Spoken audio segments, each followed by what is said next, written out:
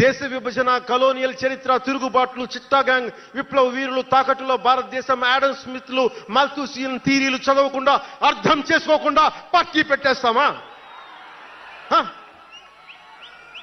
అంటే ఇవన్నీ ఇంత అవగాహన, ఇంత సామాజిక పరిజ్ఞానం సినిమాలు చేసుకునే వాడికి ఎలా ఉంటుంది అవగాహన అని? అదే కదా. అంటే దానికోసం ఎలా పుట్టాలండి? ప్రత్యేకంగా తెల్లగడ్డ వేసుకుని పుట్టాలా అండి? ఆకాశంలోకి చూస్తా తెల్లగడ్డం వేసుకొని సామాన్యుడికి అర్థం కాని లిటరీ టర్మ్స్ తోటి మాటల్ని మాట్లాడాలా? పోనీ పార్టీ పెట్టాలి అంటే నాన్న ముఖ్యమంత్రి అయి ఉండాలా? మావయ్య కేంద్ర మంత్రి అయి ఉండాలా? బాబాయిని చంపించుండాలా అని ఎక్కడ రాసిలేదు కదా.